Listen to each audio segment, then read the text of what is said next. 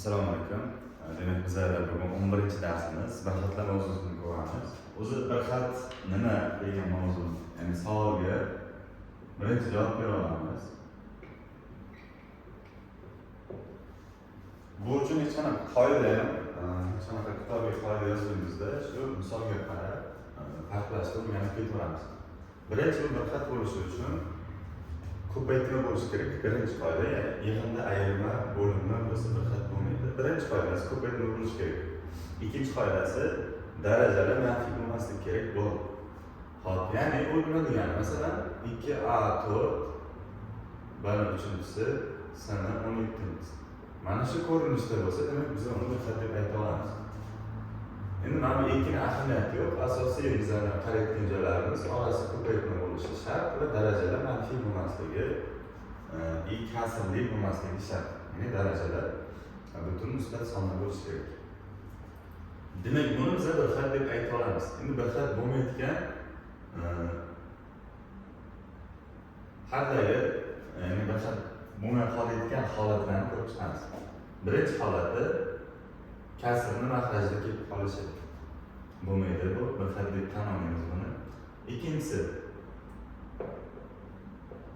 darajasi minus bo'lib qolishi, bu ham bo'lmaydi. Uchinchisi iltizosida bo'lib qolishi. To'rtinchisi darajasi kasrli son bo'lib qolishi. Ya'ni mana shu holatlarni bir xat emas deb sanaymiz. O'zi mana bu holatda bir xat bo'ladigan bo'lsa, qolgan holatda bir xat emas. Orasi qo'shuv bo'lsa ham, ayruv bo'lsa ham bir xat emas. Hop, endi bir xatga qaytamiz. Bir xatda biz yangilik, ya'ni topsa bo'ladigan ikkita holati, ya'ni narsasi bor. Ular nima? Birinchisi bir xatning darajasini topsak bo'ladi. Ya'ni bir xatning darajasini topib olamiz. Ikkinchisi bir xatning koeffitsiyentini topsa bo'ladi.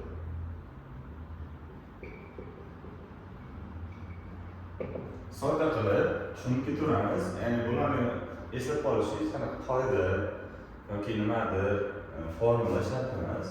Birinchi bo'lib bu daraja nima degani? Ya'ni bir xatning darajasi nima degani o'zi.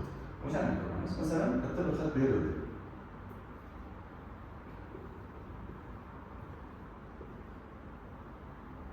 Birinchi bo'lib qaraymiz. Bu o'zi bir xatmi?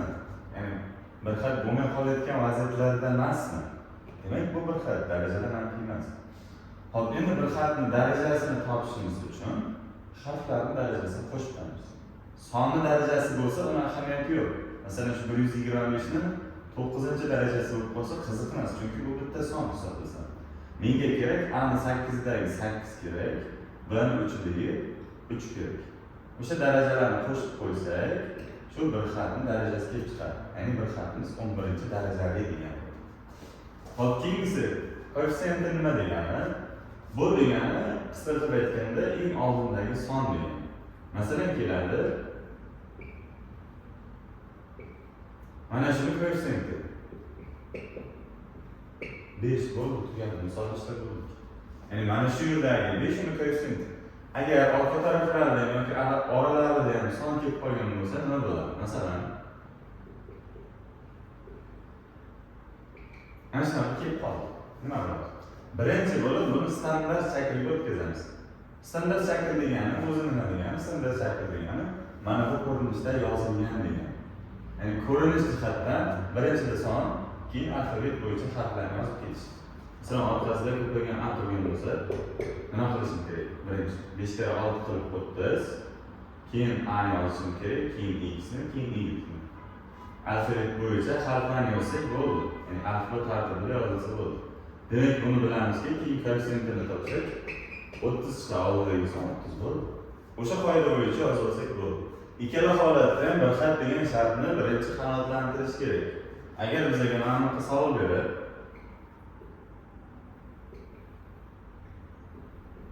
shu bir xatning darajasini toping, koeffitsiyentini toping deb savol bersa, biz unga koeffitsiyenti -35 deya olmaymiz. Buni javobini bir xat emas deb javob beramiz.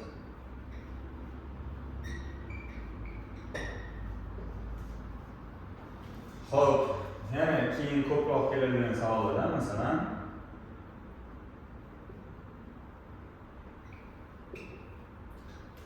yetti ko'paygan, masalan, bitta bir xat beryapti, x'ni 3 minus n darajasi. Shu yerda deydi, n o'rniga qaysi sonlarni qo'ysam shu ifoda bir xat bo'ladi deydi. Ko'pchilik x o'rniga 3 qo'yib bo'lmaydi yoki mana shu x darajasi 0 bo'lib qolsa bo'lmaydi deb o'ylaydi. X ning darajasi hozir 0 bo'lib qolishi ham mumkin. Ya'ni nima qilamiz? 3 ayiramiz n 0 dan katta yoki teng bo'lsa ham mayli deymiz. Ya'ni n o'rniga 1 ni qo'yishimiz mumkin, 2 ni qo'yishimiz mumkin, 3 ni ham qo'ysak bo'ladi. Keyin mana bu 7 ni o'zi bo'lib qoladi, u ham bir xat qo'yadi. Xo'p, asosiy, ya'ni bir xat bo'yicha tushuntirishimiz kerak bo'lgan qoida, mana shu ikkita qoida bor, shuni o'rgansak bo'ladi. Qolganlari bundan oldingi dars daraja mavzusida o'tilgan darsni salgina davom etib ketaveradi. Misollarni ko'rib chiqamiz. Masalan, ikkita bir xat ko'paytirish kelib qolsa.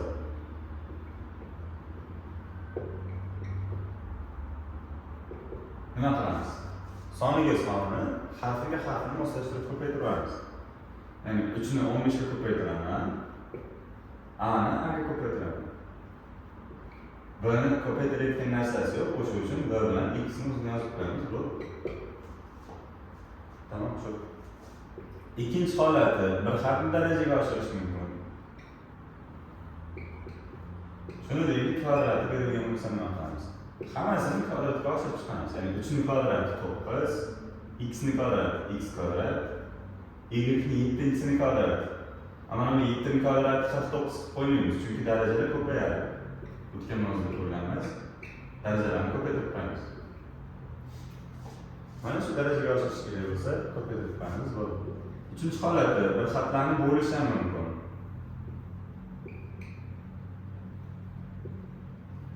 Bitta bir xat bo'lamiz, ikkinchi bir xat. Bu qanday bo'ladi? Bu ham oddiy.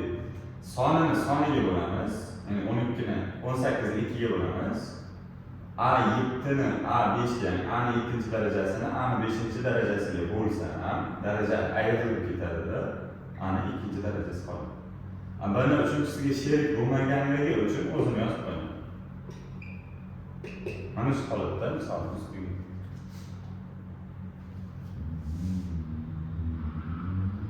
Kasr kelsa ham, kasr degani xuddi shu bo'lishni o'zi. Masalan,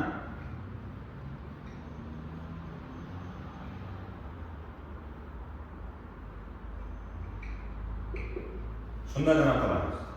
Sonni soniga qisqartirib yoki bo'lib ketaveramiz. 14 bilan 10 ni qisqartirsam, 2 ga qisqartiraversam 2 taqsim 5. A ni 3 bilan A ni 2 sini qisqartirsam, ya'ni darajalar bo'lishda ayrilib ketib, A ni qoladi. Kasr bo'lsa ham xuddi shunaqa ishlab ketaveramiz. Xo'p. Bir xat bo'yicha asosiy tushunchamiz, ya'ni tushuncha olishimiz kerak bo'lgan narsalar mana shulardan iborat.